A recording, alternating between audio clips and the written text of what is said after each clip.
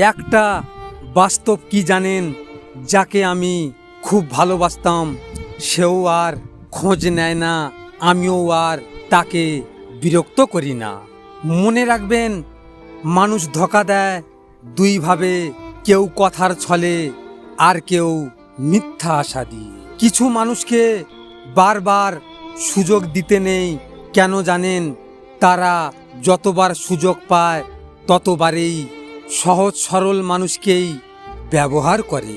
মুখ দেখে নয়, ব্যবহার দেখে মানুষ চিনুন, কারণ চিনি আর লবণের রং দেখতে এক হলেও স্বাদ কিন্তু আলাদা।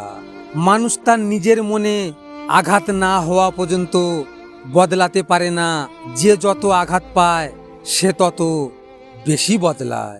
কিছু বিবেকহীন মানুষ তাদের স্বার্থ উদ্ধার করার জন্য কিছু অসহায় মানুষকে ধ্বংসের দিকে ঠেলে দেয়।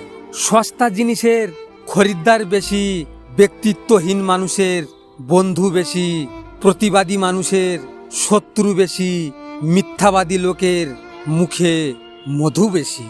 হাসির পিছনে কান্না, রাগের পেছনে ভালোবাসা, আর চুপ থাকার পেছনের কারণ খুব কম মানুষই বোঝে।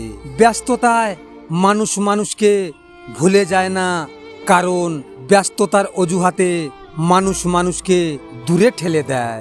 যে মানুষ নীরবে সব কিছু সয়ে যায়, একমাত্র সেই জানে প্রতিটা মিনিট সেকেন্ড কিভাবে ব্যথা লুকিয়ে বাঁচতে হয়।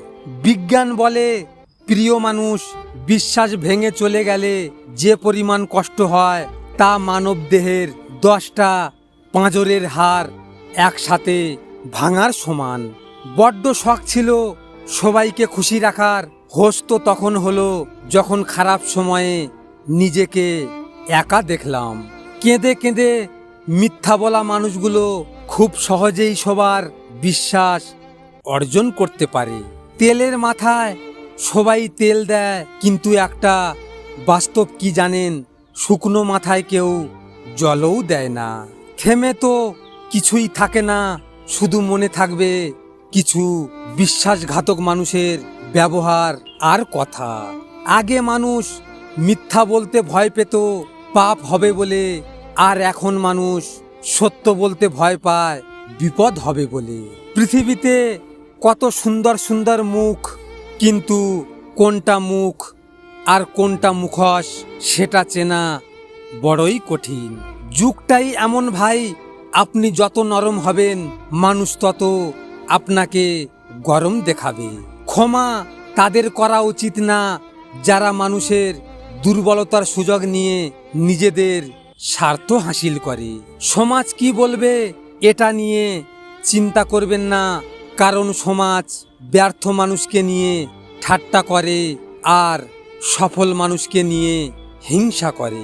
জানেন, স্বার্থপরদের একটা বিশেষ গুণ আছে, আপনার বিপদের সময় তাকে খুঁজে না পেলেও তার বিপদের সময় ঠিক আপনাকে খুঁজে নিবে।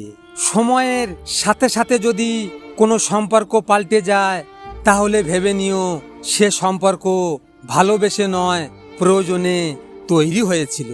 আপনারা তো এই ভিডিওটি দেখলেন, এখনো পর্যন্ত একটা লাইকও করেননি।